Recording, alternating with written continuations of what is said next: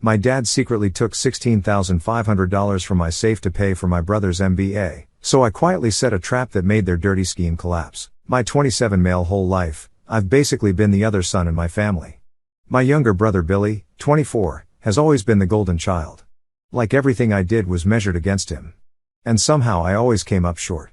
My parents, Frank, 63, male, and Diane, 59, female, didn't even try to hide how obvious their favoritism was. Dad works as an accountant at some mid-level firm, and mom's in real estate. They had this perfect little vision of how our lives should go, and I never quite fit the mold. They wanted us both to go into finance or law or medicine, something respectable with a fancy degree they could brag about at their country club. I still remember this one time in high school when I won a regional competition for this engine rebuild project. Spent months in an auto shop working on it. Even gave up going to winter formal to finish in time. When I brought home the trophy, all my dad said was, "Couldn't you have put this much effort into your calculus grade?" Or meanwhile, when Billy got a participation certificate for some business club conference, they took him out to celebrate and put the certificate in a frame on the mantle. But I was always good with my hands. Liked fixing things, figuring out how stuff worked. After high school, I went to a technical college instead of the fancy university they wanted. Became an HVAC technician. Dad actually told me at my graduation dinner that he was disappointed but not surprised. Real supportive, right? Meanwhile, Billy went to their dream school, joined the right fraternity, studied business like Dad wanted. Every family dinner turned into the Billy show. His grades, his internships, his girlfriend from a good family. I'd sit there pushing food around my plate while they'd gush over how he got some summer associate position at his buddy's dad's firm or whatever. When I started my own small HVAC repair business at 23, they barely acknowledged it. "That's nice, honey," was all Mom said before immediately asking Billy about his internship. The one time I tried to talk about landing a big contract with 3 apartment complexes, Dad just nodded, took a bite of his steak, and changed the subject to Billy's new car. And for 3 years, I worked my ass off building that business. 60 to 70-hour weeks, no vacations, barely any social life. My girlfriend Jamie stuck with me through most of it. She was studying to be a nurse and understood the hustle. We had this small apartment together. I'd come home late, covered in grease and sweat, and she'd already have food ready. It wasn't perfect, but it felt like we were building something together. There was this one night, about a year into running my business, when I got a call at 2 a.m. from this luxury condo building downtown. Their HVAC system had completely died during a heat wave, and the big companies were all booked solid. I dragged myself out of bed, spent 8 hours in a cramped maintenance room, sweating bullets to fix their system. The property manager was so impressed he signed a maintenance contract on the spot. Tripled my monthly income overnight. When I called my parents to share the news, Dad answered, listened for maybe 30 seconds, then said he had to go because Billy just got an interview with Goldman Sachs. They didn't even ask how much the contract was worth. When I was even saving up to propose to Jamie, had my eye on this ring that wasn't anything crazy, but it was nice. Had it picked out and everything. Started putting away a little cash each month in this fireproof safe I kept hidden in our closet. Old school, I know. But after watching my dad lose a bunch in the market crash, I didn't fully trust banks. Then last year, everything went to hell. Lost 2 major contracts when a bigger company with more resources undercut my prices. Couldn't make payroll for my 2 employees, good guys who'd been with me from almost the beginning. Had to sell all my equipment just to pay them their final checks. Watching my logo get painted over on the work van was like a freaking funeral. One of the worst days was when I had to let go of Mike, my main technician. Guy had 3 kids, wife with medical issues, and had turned down a more stable job to stick with my company because he believed in what we were building. Having to tell him I couldn't make payroll anymore. Man, I still have nightmares about the look on his face. He didn't even get mad, just nodded and said he understood. That almost made it worse. In 2 weeks after I shut down the business, Jamie dumped me. "I can't handle your negativity and I need someone more stable," were her exact words. Found out later she was already seeing some doctor from her hospital. Guess nurses and doctors is a cliche for a reason. The guy was like 40 with a fancy car and a house in the suburbs.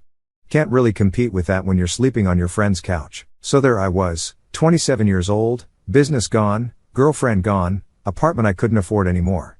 All I had left was about $16,500 in cash savings I'd been squirreling away in that small fireproof safe. Not exactly life-changing money, but enough to keep me from being completely screwed while I figured out my next move. I called my parents, swallowed what was left of my pride and asked if I could crash at their place for a couple months until I got back on my feet. The silence on the phone before they answered told me everything I needed to know about how welcome I was. They agreed, but man, the way my dad said, "I suppose we can make room," made it clear I was a burden, not a son needing help. Moving back into my childhood bedroom was weird as fuck. They'd mostly converted it into a home office with my dad's fancy ergonomic chair and these framed certificates from accounting seminars all over the walls. I was sleeping on a pull-out couch surrounded by file cabinets and staring at my dad's golf trophies. Nothing says you're a temporary guest in your own family quite like that setup. I found out later they'd converted my room literally the weekend after I moved out for college. Billy's room still perfectly preserved with his high school trophies and posters, even though he hadn't lived there in years. From day one, the rules were clear. I needed to contribute and not be a freeloader. So, I basically became their unpaid handyman. Fixed the dishwasher that had been making weird noises for years. Replaced the bathroom fan, rewired the garage door opener that they'd gotten 3 quotes to fix, all too expensive. I mowed the lawn, painted the deck, cleaned the gutters, basically saved them thousands in contractor fees. My dad would literally leave little lists of tasks on the kitchen counter for me. No good morning or how'd you sleep, just a yellow legal pad with jobs for today written at the top. Meanwhile, I was sending out resumes, going to interviews, trying to rebuild some kind of life. The kicker was when their neighbor slipped me a $50 bill after I fixed her sprinkler system. My mom saw and made me give it back, saying it was inappropriate and I should help the neighbors as a courtesy. Later that same day, I overheard her on the phone bragging to her friend about how her son was so handy around the house and how much money they were saving on home repairs, like I was some kind of free labor they'd cleverly acquired. Billy would swing by for Sunday dinners in his shiny Audi, graduation gift from the parents, of course, and act like I was the family charity case. He had this condescending way of asking, "How's the job search going?" Hum it while checking his expensive watch or scrolling through his phone. He was working at some investment firm downtown.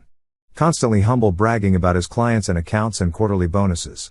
My parents ate it up like it was candy. Billy's being considered for a promotion already. Billy just put a down payment on a condo. Billy's dating the daughter of the firm's partner. Meanwhile, I'd mention an interview I had for a maintenance supervisor position at a local factory, and they'd barely nod before asking if I'd fixed the leaky faucet in the guest bathroom yet. There was this one Sunday dinner that really sticks in my mind. Mom had made Billy's favorite meal. Despite knowing I'm allergic to shellfish, when I pointed this out, she acted all surprised and said, "Oh, I forgot. There's leftover meatloaf in the fridge you can heat up." Like I was the family dog getting scraps. Billy actually laughed. Right then, I should have known something bad was coming. The whole time, my safe with my savings stayed hidden in my closet behind some old winter coats. I never mentioned it to anyone. That money was my only safety net, my only shot at getting out of there with some dignity. Was planning to use it for first and last month's rent on a new place once I locked down a steady job. About 7 weeks after I moved back, we had this big family reunion at my parents' place. Aunts, uncles, cousins, the works. My dad grilled overpriced steaks. My mom made a big show of her famous potato salad, literally just store-bought with extra mayo. And Billy arrived 2 hours late with his new girlfriend, Mackenzie, who looked like she'd walked out of a country club catalog. Designer sunglasses, tennis bracelet, the whole 9 yards. My cousin Danny was the only one who actually treated me like a normal human being. He's a mechanic at this high-end garage, so I guess we're both the blue-collar disappointments of the family. We were catching up in the corner of the yard, talking about maybe going in together on a side business, doing custom car modifications, when I noticed Billy giving me these weird looks all afternoon. At one point, I went inside to grab more napkins and caught him coming out of my room. He claimed he was just looking for the bathroom, which was bull since he grew up in this house and knows exactly where everything is. When he hugged me goodbye at the end of the day, it was this awkward too long embrace that felt off, like he was trying to distract me from something. That night, after everyone left, I went up to my room and just had this gut feeling something was wrong. Call it intuition or whatever, but something felt off. I checked my safe, hidden behind the winter coats in the closet. It looked completely untouched from the outside. The keypad was fine, no scratches around the dial. I put in my code, turned the handle, and empty. Completely freaking empty. I literally sat down on the floor staring at it. Then, like an idiot, I closed it and opened it again, thinking maybe I was just tired and seeing things. But nope, my $16,500 was gone. Every single dollar I'd saved, everything I had left in the world. The feeling that hit me was like nothing I'd ever experienced. I tore through the whole room looking for the money, thinking maybe I'd moved it and forgotten. I hadn't. I checked under the mattress, behind the drawers, inside my shoes, anywhere someone might hide cash in a hurry. I was tearing the room apart when my dad appeared in the doorway, leaning against the frame with this smug look on his face. He wasn't even trying to hide it. "The family had a discussion," he said, all calm and collected like we were talking about the weather. "We decided it's time you actually contributed something meaningful." Then he dropped the bomb. They'd taken my money to pay for Billy's MBA application fees and first semester deposit. Said it was an investment in the family's future since Billy would actually make something of himself. I lost it. Told him it was theft. Plain and simple. Said I'd call the cops. He actually laughed and said, "Who do you think they'll believe? The respected accountant or the failed handyman living in his parents' house?" That's when I looked him dead in the eye and said, "Then I guess you won't mind what happens next." He just smirked and walked away like I was some kid making empty threats. Little did he know how serious I was. I couldn't sleep that night. Just laid there staring at the ceiling. This hollow feeling in my chest where my last bit of hope used to be. My own parents, the people who were supposed to love and protect me, had stolen from me when I was at my lowest. And they weren't even sorry about it. They thought they were right. I didn't sleep that night. Just sat there in the dark, planning my next move. By 5 a.m., I had packed everything I cared about. Some clothes, my laptop, tools, and most importantly, this old document folder my grandfather had given me years ago that my parents didn't know about. I left before anyone woke up. Didn't even leave a note. Just got in my beat-up Toyota with the check engine light that had been on for months and drove. The gas gauge was hovering just above empty. So, I stopped at an ATM to get cash for fuel, only to discover my bank account was overdrawn by $37. They'd thought of everything. Probably figured I'd try to leave and made sure I couldn't get far. Luckily, I had about $43 in loose cash in my glove compartment, emergency fund of spare change and crumpled bills. Enough to get me on the road at least. By noon, my phone was blowing up. Missed calls from Mom, Dad, Billy. Text messages, voicemails ranging from angry, "How dare you leave like this," to fake concern, "We're worried about you," to actual threats. "You better not do anything stupid or you'll regret it." The most ridiculous message was from my mom. "We've always supported you and this is how you repay us by running away in the middle of the night. What will the neighbors think?" That was the biggest problem here. What the neighbors would think about their son leaving. Not that they'd stolen his life savings. I ignored all of them and kept driving north to my Uncle Pete's place in Maine. He's my mom's older brother, but they haven't spoken in like 8 years. Some big blowout at a Christmas party that no one talks about.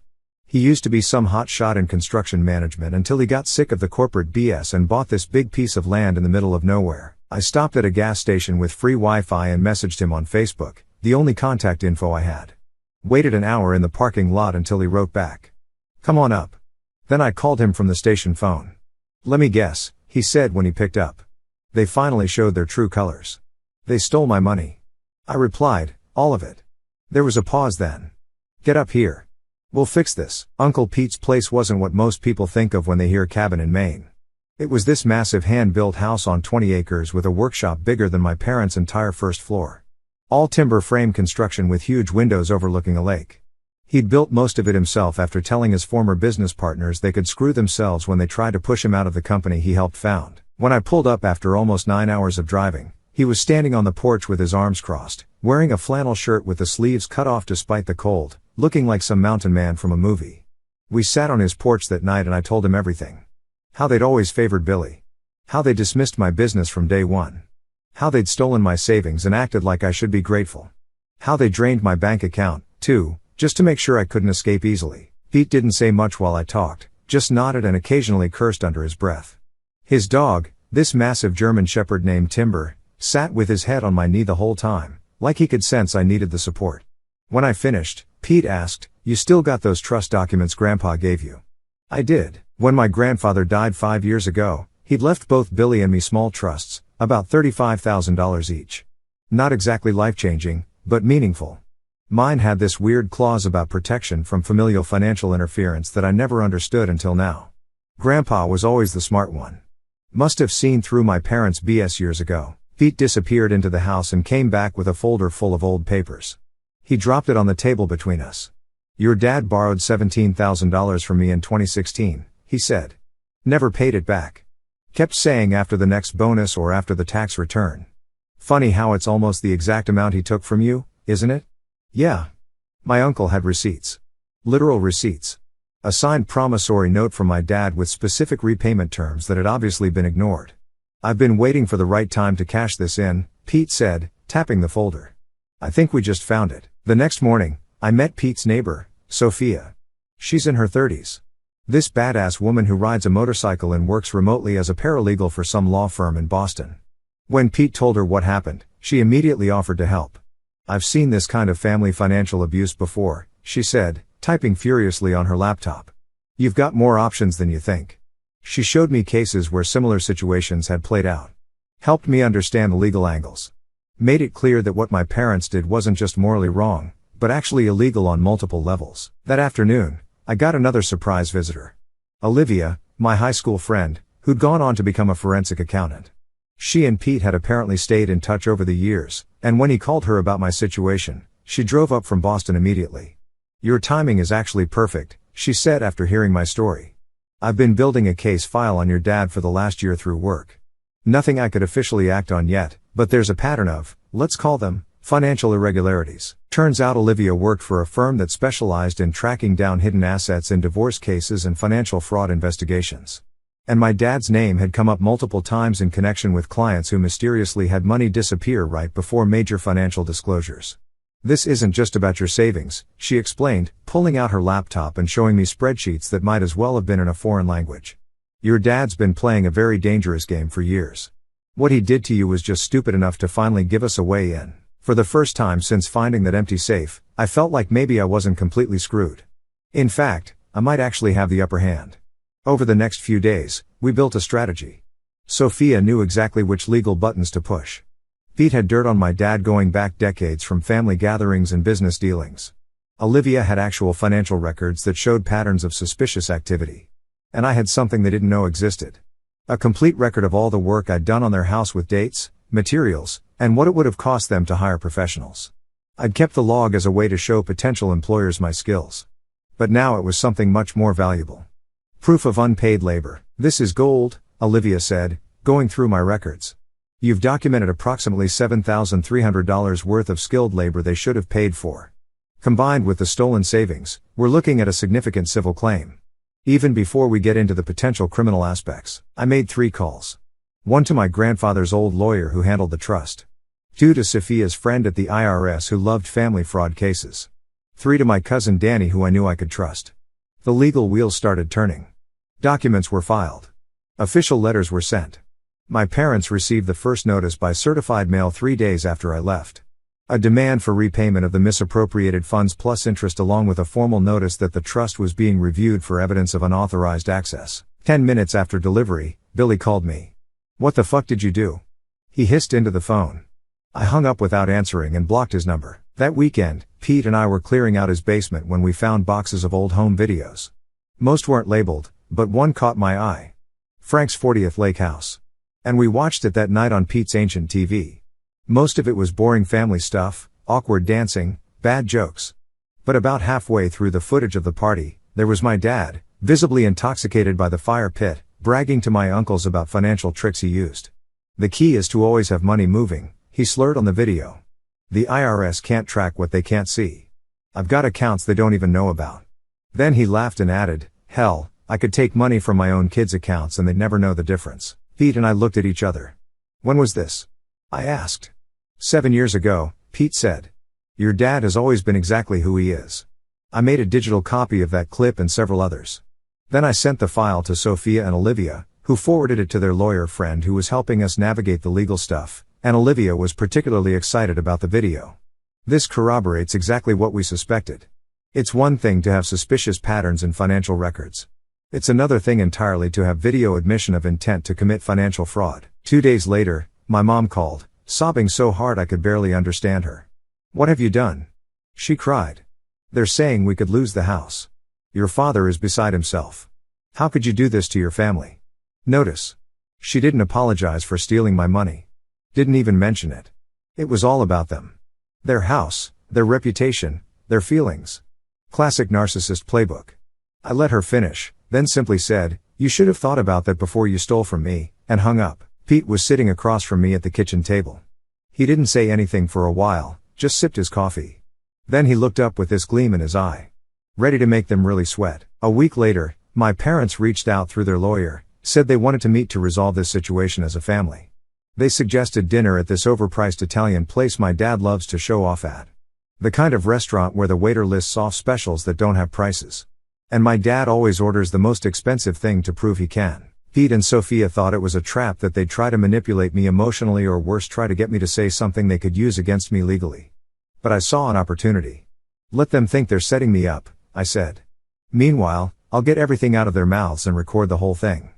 Both Pete and Sophia liked the plan. Olivia said she'll come too, sit at the bar to watch.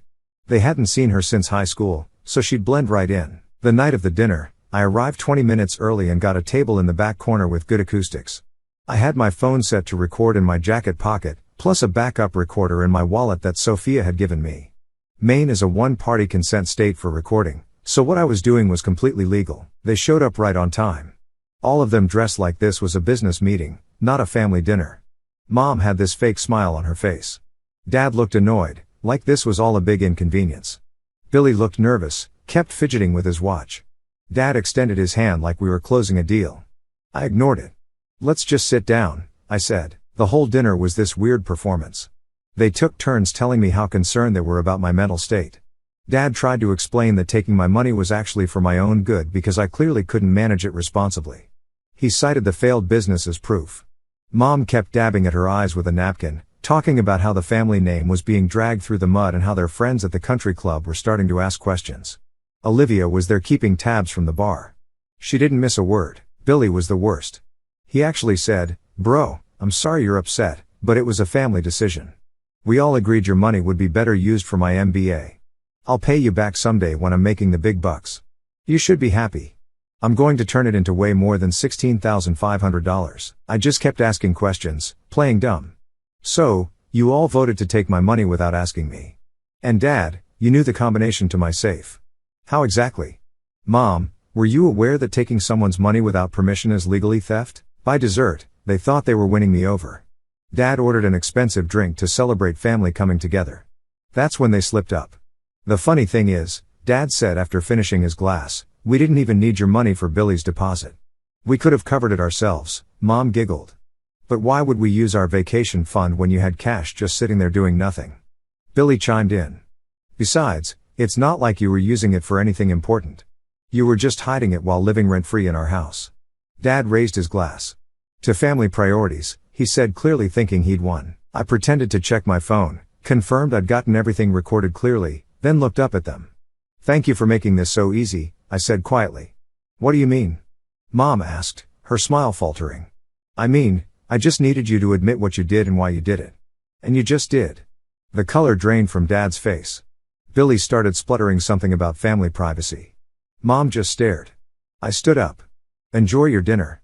The bill's on you, obviously. Walking out of that restaurant was one of the best moments of my life. Could practically feel them staring at my back as I pushed through the door. Olivia followed a few minutes later, practically bouncing with excitement. That was freaking perfect, she said. Your dad just confessed to theft with witnesses present. The next morning, I sent the recording to our lawyer. By noon, they had filed amended complaints adding admissions of premeditated theft, conspiracy, and financial abuse. But that was just the beginning. Uncle Pete had been busy, too. Remember that promissory note my dad signed for the $17,000 loan? Pete had filed it with the county clerk along with a lien against my parents' house. They'd been trying to refinance to pay for fancy renovations, granite countertops, and some ridiculous outdoor kitchen setup. Now they couldn't. The bank froze the application instantly when the lien appeared. Olivia went into full forensic accountant mode, working with Sophia's IRS friend. She was particularly interested in something my dad mentioned on the recording about moving money between accounts to hide it. Your father has at least 3 shell companies, she told me after 2 days of digging. And he's been using them to hide income for years. From what I can see, he's underreported at least $150,000 in income over the past 5 tax cycles. Turns out the IRS doesn't take kindly to people bragging about hiding money from them. They opened a formal investigation starting with an audit of the last 7 years of tax returns. Then came the trust hammer. My grandfather's trust had specific conditions. If any family member tried to unduly influence or coerce financial decisions related to the beneficiaries, control of both trusts would revert to the executor, who happened to be my grandfather's oldest friend, a retired judge named Harold. When Harold heard the recording and saw the evidence, he was furious. Not only did he freeze Billy's trust completely, he triggered the penalty clause, which meant my parents were now required to account for every penny they'd managed from either trust over the past 5 years. That's when we discovered they'd been skimming from Billy's trust, too, borrowing money for years while telling him it was just growing slowly because of market conditions. They'd taken over $20,000 from his trust fund for their own expenses. Things like their fancy anniversary trip to Italy and Dad's ridiculous midlife crisis car. 3 days after the dinner, I drove by my parents' house out of curiosity. There was a black sedan in the driveway with government plates. My dad was standing in the front yard, red-faced, gesturing wildly, while a woman in a suit took notes. Mom was visible through the window, sitting at the kitchen table with her head in her hands. Guess the IRS doesn't waste time when they smell blood in the water. But what I didn't expect to see was the neighbors gathered across the street, not even trying to hide the fact that they were watching the whole thing. Later, Danny told me the story had spread through the entire neighborhood. Everyone knew my parents had stolen from their own son, and now they were facing federal investigators. For people who cared so much about appearances, this had to be their worst nightmare. My mom called me that night, not crying this time, screaming, "Do you have any idea what you've done?" She shrieked. "Your father might lose his license. The firm is putting him on leave. We can't access any of our accounts. Even our credit cards are frozen. They're saying something about identity fraud." All the neighbors saw the government agents. The neighbor wouldn't even look at me at the mailbox. I waited until she ran out of breath. "Sounds like consequences," I said, and hung up. Meanwhile, Olivia had been digging deeper into my parents' financial history and found something interesting. A quiet little account in my name that I never knew existed. Apparently, when I was 18, my dad had opened it using my social security number, claiming it was a custodial account for educational expenses. He'd been filtering money through it for years, using it as a tax shelter. "You know, classic identity fraud," Olivia explained. "He opened the account when you turned 18, so technically you were an adult, and the bank wouldn't require your presence if he had all your documentation, which, as your parent, he would have had access to." That discovery led to 3 more accounts, all using variations of my or Billy's information. Classic identity fraud, the kind that carries actual jail time. I sent an anonymous tip to my dad's firm about potential financial improprieties involving client funds. Given the ongoing IRS investigation, they couldn't afford to ignore it. They launched an internal audit the same day, put my dad on administrative leave pending the results. Then I called my cousin Danny, who works at the garage where my dad gets his precious BMW serviced. Turns out Dad had been running a little side scam for years, claiming business expense deductions for personal vehicle maintenance. Danny had copies of service records where my dad specifically asked them to change the description on the invoices from detailing to client meeting transportation preparation. Those went straight to the IRS, too. By the end of the week, my dad was fully suspended from his firm.